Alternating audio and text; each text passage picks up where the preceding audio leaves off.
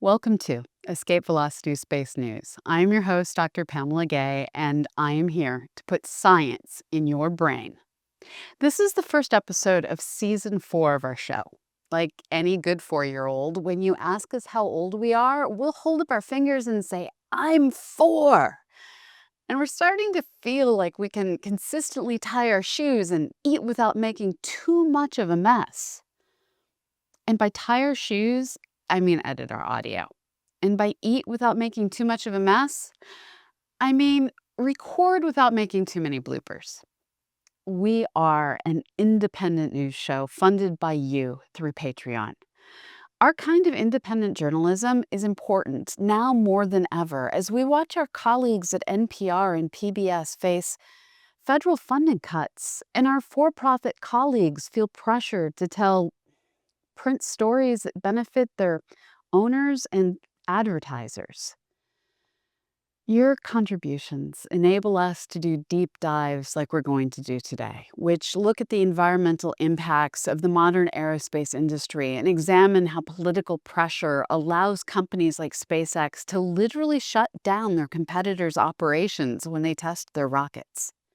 It turns out that some technologies simply don't work and play well with planetary ecosystems or economies. In addition to our closer look at rocketry versus, well, the environment, we're also going to bring you a quick rundown of as many research stories as we can fit into the rest of this segment. August was a busy month for researchers, and we've got the headlines to prove it. All this and more is coming to you right here, right now on EVSN, a product of CosmoQuest and supported by you, our patrons.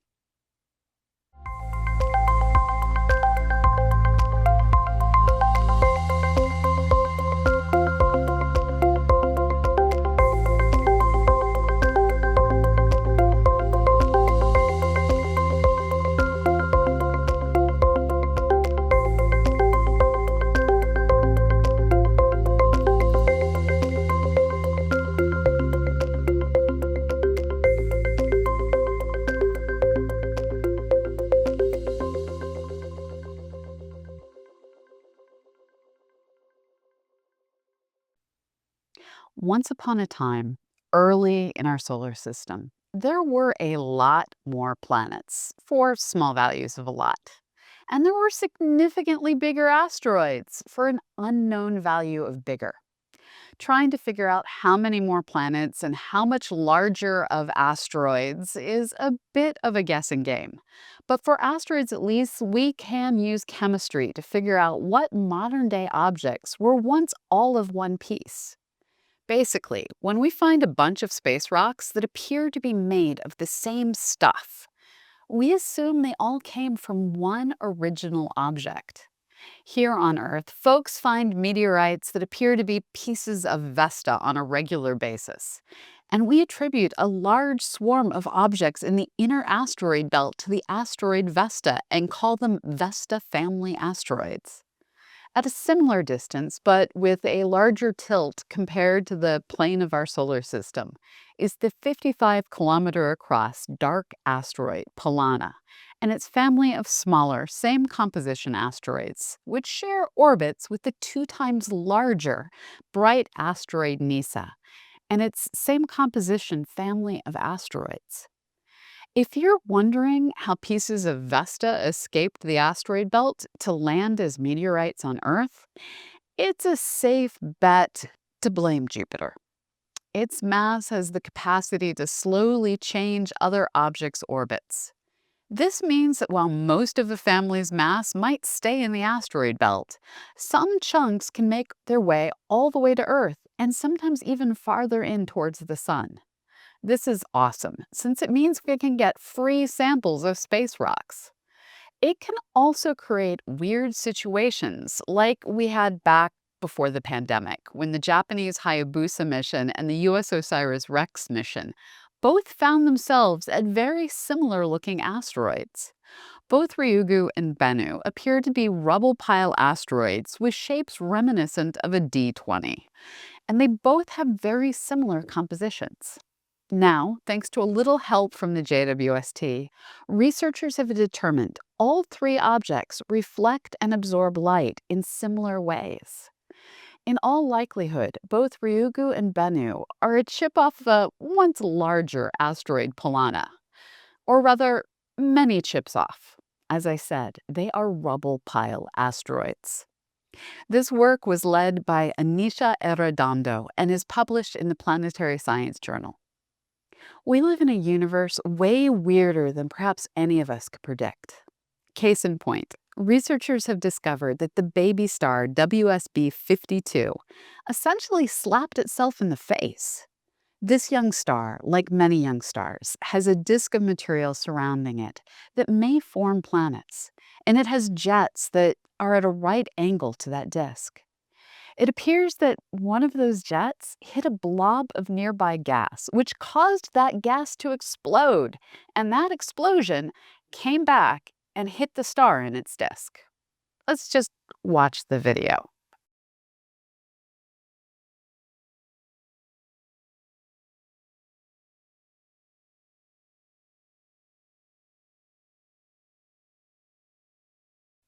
According to lead researcher Masataka Azawa, quote, in science fiction, there are scenes where a beam is fired at something to destroy it, causing an explosion with the debris flying back at the shooter. Similar things occur in real astronomical phenomena, but with greater intensity.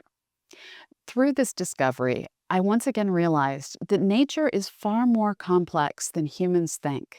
In future research, I hope to further explore the effects of the explosions on the formation of stars and planetary systems. End quote. This research is published in the Astrophysical Journal. The more stars we observe forming and dying, the more we realize that in our universe, if you can imagine it, it probably has happened. And we may even have observed it happen. But understanding what we see, that can take time. Back in 2021, the Zwicky Transient Facility caught a distant star exploding 2.2 billion years ago. For all those eons, the light traveled toward us, and once seen, it would have to wait another 4 years to be understood. You see, this light painted a picture like nothing we've ever seen before. A star that had shed layer upon layer of its atmosphere and even the outermost layers of its core. Theorists have long predicted that aging massive stars will build up layers of progressively heavier elements as nuclear fusion works its way toward building an iron core.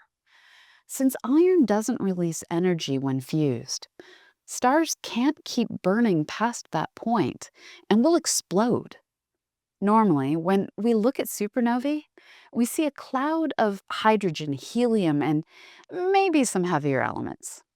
With this supernova, cataloged as SN 2021 YFJ, researchers were able to see silicon, sulfur, and argon, elements never seen before. According to a release from Keck Observatory, the research team believes, quote, a rare and powerful process was at play. They are exploring multiple scenarios, including interactions with a potential companion star, a massive pre-supernova eruption, or even unusually strong stellar winds. End quote. This work is still undergoing peer review, and I'm sure we'll be talking about it more in the future. Before we go to break, I have one last bit of news.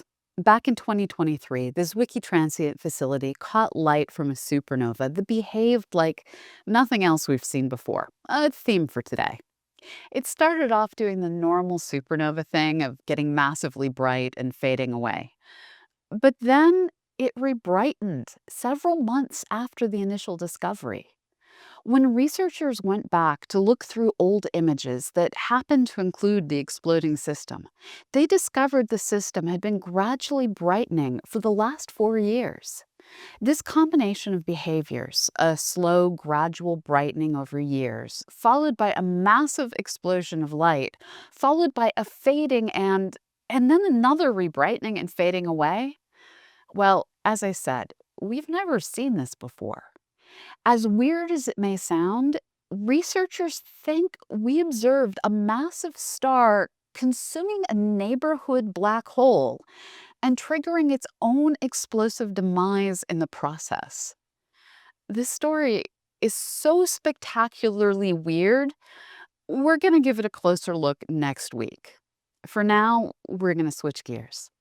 After the break, I'll be back with a closer look at SpaceX's Starship program and the ever expanding impact it's having on the environment and its competition. Stay tuned. I'm recording this episode on Wednesday, August 27th, 2025. Last night, something happened that I honestly thought we were a ways away from seeing. A SpaceX Starship made it to its intended spot over an ocean before exploding. My own doubt comes from seeing this program slowly drift further and further behind its own schedule as it explodes in new and exciting ways. It's good to be surprised by something good for a change. But before anyone gets too excited, I want to take a moment to look at this success in the context of what has been promised and what is necessary to return humans to the moon and one day ferry them to other worlds. Starship had its first launch attempt on April 20th, 2023. The goal of that mission was to circle most of our world, originating in Texas and touching down softly on the ocean's surface north of Hawaii. This was an ambitious mission being launched on a special date with a special pairing of Ship 24 with Booster 7. Unfortunately, failure to engineer the launch pad to handle the acoustical energy produced by the booster's 33 engines led to chunks of launch pad getting sent flying. The ship and booster entered an uncontrolled spin, and the mission had to be terminated. The launch was supposed to set NASA on a course of exploration that would place a prototype Starship human landing system on the moon no earlier than 2024 and humans on the moon with an HLS in 2025. And then Musk announced humans would be launching to Mars in 2026. Delays have plagued both Artemis and Starship, but Artemis has done a good job getting itself on track. The first Artemis launch of an SLS rocket successfully made it around the moon. Artemis 2 is now on track for an April 2026 launch date. And Artemis 3? Well, it needs a vehicle to get the astronauts to and from the lunar surface. In this segment, we're going to look at what needs to be done and how Starship's to-do list is going to impact our world and other companies' efforts to get their own rockets into space. The unexpected and highly destructive explosion of Ship 36 in June may have been the kick SpaceX needed to push them to do whatever it takes to get Starship on track. After it blew up during preparations for a static fire test, SpaceX pulled 20% of their Falcon 9 engineering team into Starship development. That influx of new blood is expected to spend 6 months pushing things forward as SpaceX finishes testing of their current Block 2 design and begins launch of their Block 3 design. According to reports in A-Invest and ScanX, significant progress on Starship is necessary for financial health of SpaceX. The company continues to seek venture capital in ways that are more typical of startups than of mature companies. Their recent plans to do a stock sale also brought them up short. While they had hoped for a $500 billion valuation, it appears the company is valued at closer to $400 billion, which is still a lot, but is only 80% of what they were hoping for. With staff pulled off Falcon 9 and onto Starship, SpaceX is gambling big. This staffing change will cause some Starlink iterations to get pushed into 2026 at a time when the company is struggling to meet demand. Currently, people trying to sign up for Starlink are seeing surge pricing as high as $1,000, being charged in addition to the standard $349 hardware fee. This fee is being charged to slow the rate of Starlink adoption. It turns out that having too many people using Starlink in one area will tank your service. At a density of just 7 users per square mile, Starlink service will slow below the 100 megabytes per second broadband standard. Starlink is responsible for the bulk of SpaceX's profit, and their business model had counted on the company being able to secure federal contracts to provide broadband to otherwise unserved and underserved regions. To be able to serve more people, Starlink needs more and larger Starlink satellites. And for that, they need Starship. It is all connected. The version of Starship that just launched was the second edition of the design. Called Block 2, the booster and ship used Raptor 2 engines. Future missions that will launch the larger and more powerful Starlink version 3 satellites into low Earth orbit will use Raptor 3 engines on Block 3 spacecraft. Currently, SpaceX is on track to perform one more launch with the Block 2 booster and ship designs in 2025.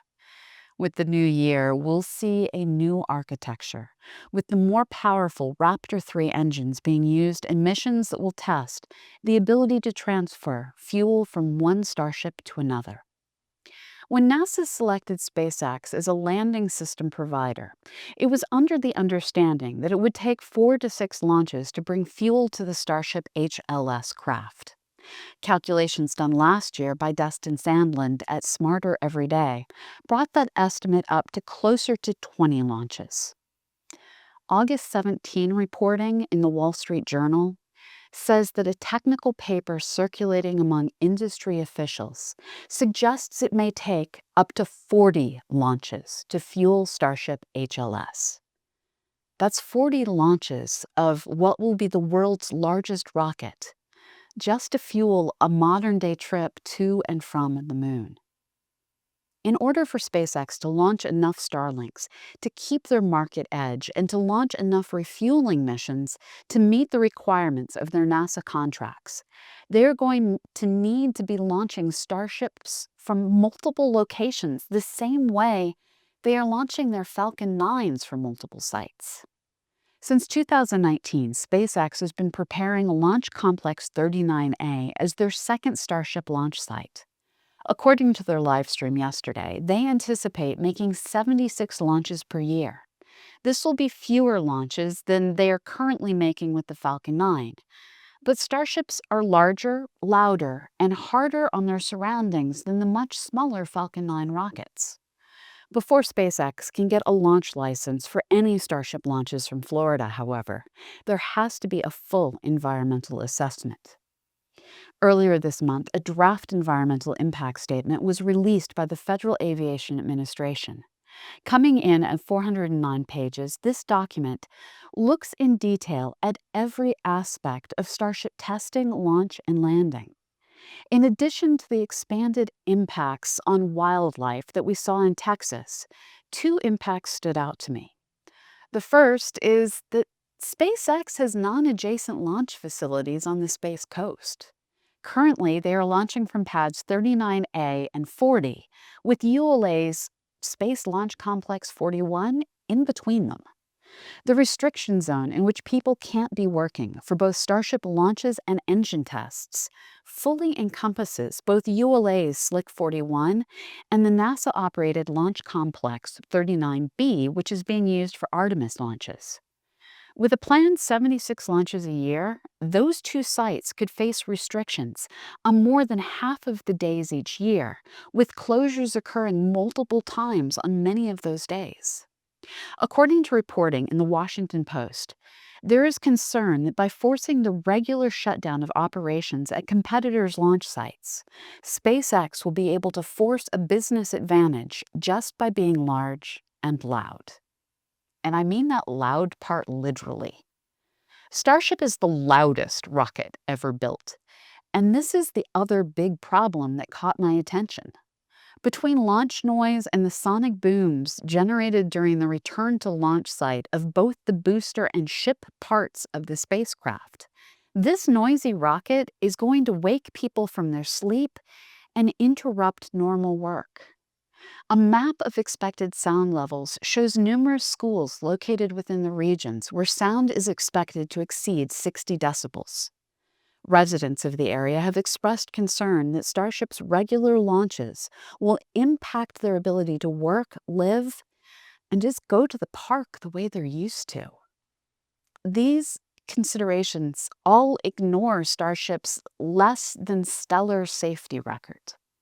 There are a total of 10 launch complexes within the hazardous launch area for Starship.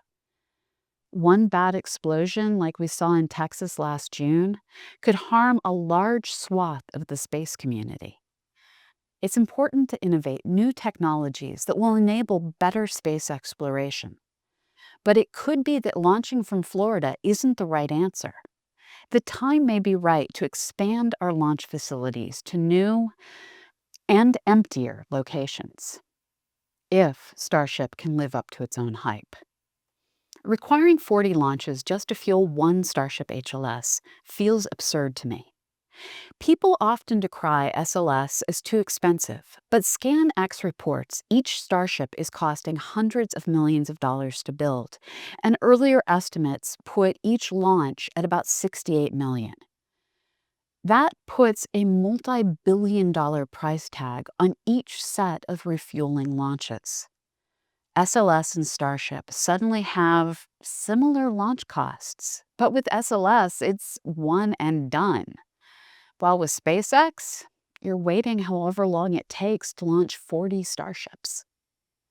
Growing up, I was told the promise of the Space Shuttle program was its reusability.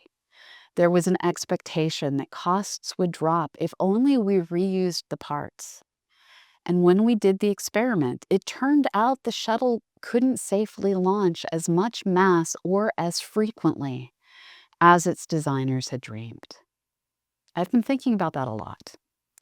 As we've prepared to return to the moon, I think we need to ask, what is the true cost of all our efforts? After the break, we'll be back to look at this week's Tales from the Launch Pad. It has been a busy few weeks for spaceflight. On July 13th, SpaceX launched the DRAR-1 satellite from Launch Complex 39A in Florida. Let's watch the launch. 5, 4, 3, 2, 1. Ignition, engines full power, and liftoff. Go SpaceX, go commercial GTO-1.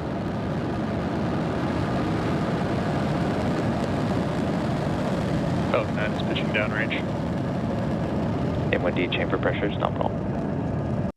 During the live stream, the satellite was referred to as commercial GTO-1.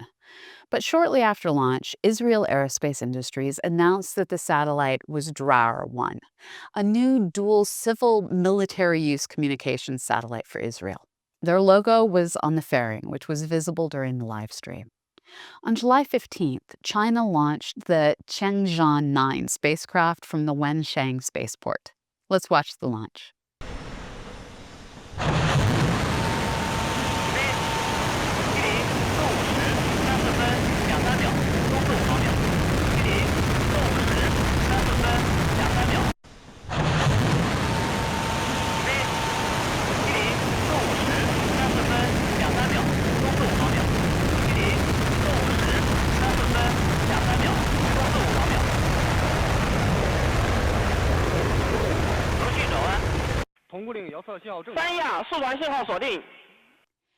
Tianzhou 9 carries crew supplies, propellant for the station, and equipment for the crew to perform experiments and tests. On July 22nd, SpaceX launched the 9th and 10th O3B M-Power satellites from Slick 40 in Cape Canaveral. Let's watch the launch. 5, 4, 3, 2, 1. Liftoff. Go Falcon, go Empower.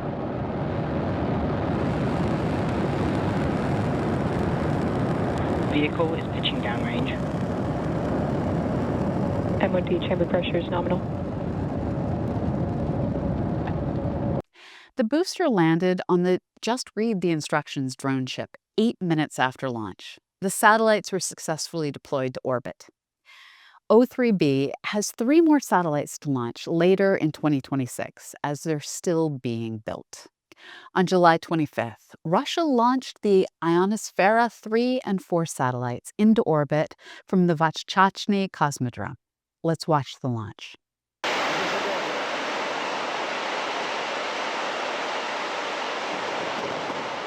Предварительно.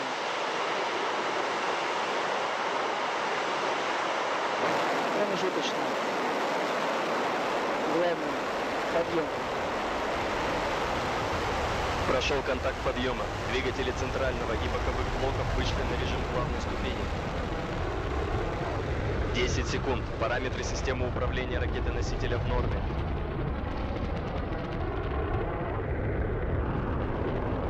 20 секунд. Двигатели первой и второй ступени работают нормально.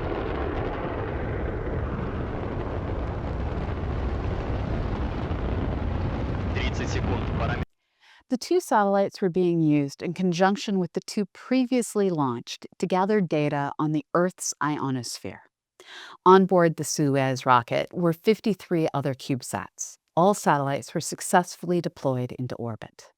On July 25th, Arianespace launched the CO3D and the microcarb missions on a Vega rocket. Let's watch the launch. 4, 3, 2, 1. Allumage P120 et décollage.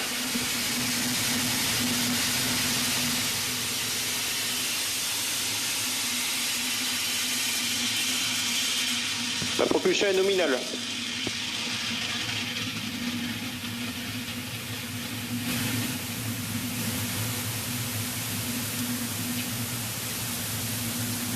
La propulsion est nominale, le pilotage est calme.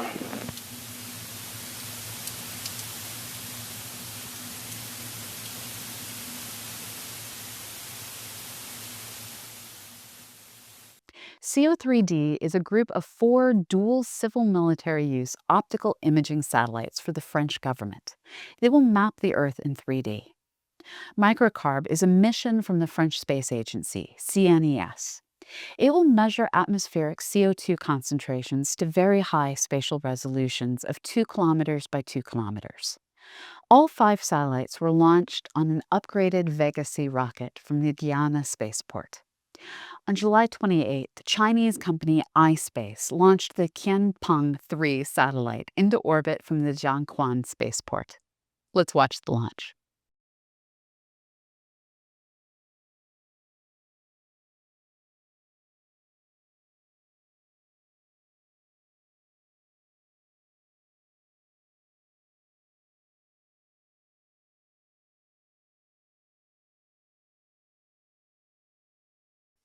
The company's Hyperbola 3 rocket has a mixed service record.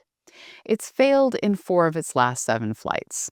Fortunately, this rocket worked, placing the satellite into orbit. Changpian 3 was described as a small remote sensing satellite with no other details. On July 29th, Gilmour Space launched their Eras-1 rocket from a new spaceport in Queensland, Australia. Let's watch the launch.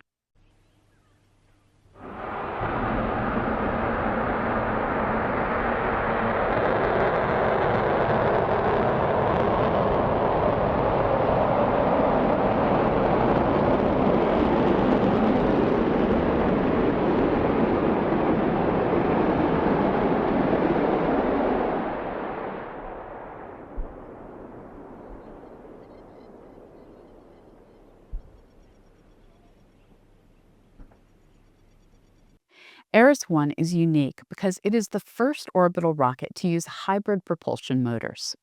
Hybrid propulsion motors have a solid propellant with a liquid oxidizer to get the benefits of both types. The company had been waiting for over a year to get regulatory approval for launch and were then delayed by various tropical storms before finally reaching the pad in May 2025. That launch attempt was called off after the rocket accidentally deployed its payload fairing on the launch pad. This was initially blamed on a local bird chewing the wires, but the company later determined that the cause was a power loss to the rocket, which caused the fairings to deploy automatically. A new pair was shipped from the factory. The next launch attempt was late July 2025, with the rocket finally launching on July 30th after several delays due to upper-level winds. The rocket made it maybe 2 rocket lengths into the air before falling back down to the ground. Because of the hybrid motor construction, it didn't really explode, but released a huge amount of smoke. Luckily, the pad escaped much damage. At liftoff, one of the engines did not appear to be firing at full thrust, which may have contributed to the observed behavior. On July 30th, ISRO launched their NICER mission from their Satish Dhawan spaceport in India. Let's watch the launch. 4, 3, 2, 1, 0. All L40 engines generating nominal thrust. S139 motor ignited. 5 seconds. That's a magnificent of the GSLV F-16 NICER mission. NICER is the NASA ISRO synthetic aperture radar mission. NASA provided the L-band radar, ISRO provided the S-band radar, satellite bus, and launch. The satellite will map the Earth's land and ice masses 4 to 6 times a month. On August 1st, SpaceX launched the Crew 11 mission from Launch Complex 39A in Florida. On board were 2 NASA astronauts, Zena Cardman and Mike Fink, Roscosmos cosmonaut Oleg Platonov, and JAXA astronaut Kimiya Yu. It was the last landing of a Falcon 9 first stage at Landing Zone 1. Let's watch that landing. Stage 1 landing burn. Stage 2 FTS has saved. Stage 1 landing leg deployed.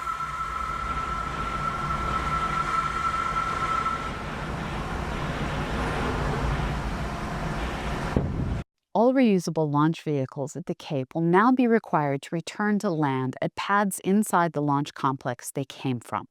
The area that Landing Zone 1 occupies will be turned into a launch pad for another company's rocket.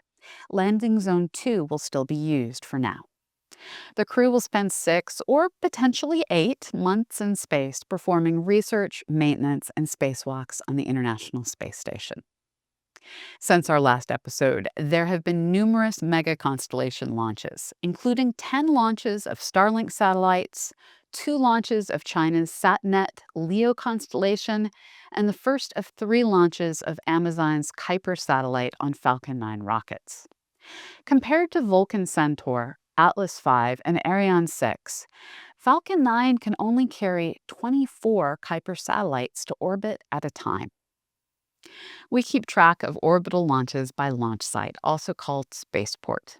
According to RocketLaunch.live, so far this year, the United States has had 103 launches, China's had 42 launches, New Zealand has had 10 launches, Russia has had 6 launches, French Guiana, India, Kazakhstan each have had 3 launches, Japan has had 2 launches, Australia and Norway have each had 1 launch. This makes the total number of launches so far this year 174. Of these, there have been 6 failures, reminding us space is hard. Before we go, there's a bunch of small stuff worth noting. Astronomers using the JWST discovered Moon 29 for the planet Uranus. Cataloged as S2025U1, this world will eventually be named after a character from either the works of Shakespeare or Alexander Poe, following the standing naming conventions of this ice giant. Credit for this discovery goes to a team led by Mariam El Matamed. While JWST looks from our Earth neighborhood outward, the Psyche mission is looking back home. In what may be one of the least pretty images of Earth, we can see our world and our moon beautifully resolved, demonstrating that Psyche's camera is ready to do science. The Psyche mission should reach its destination, the asteroid Psyche, in 2029. Meanwhile, in another part of our solar system, the JUICE mission, which is on its way to Jupiter, has made a flyby of Venus as it gets a gravitational assist toward Jupiter. It will arrive in 2031 after a 2029 flyby of Earth. Unfortunately, we may have an unnecessary data gap at Jupiter between when Juno is shut down and when JUICE arrives. While the Juno mission is in good health, the President's fiscal year 2026 budget calls for Juno and many other healthy spacecraft to be shut down. At this time, Juno is slated to end scientific operations at the end of September. If you'd like to see this planetary mission and others keep doing science, pick up a phone and call your elected officials and ask that they fund science missions at NASA. And that's it for now. Good night, everyone, and remember, go out and look up. But first, please give the video a like and subscribe. That way you'll be notified when new shows go live, and maybe the algorithm will pass science on to others. Thank you.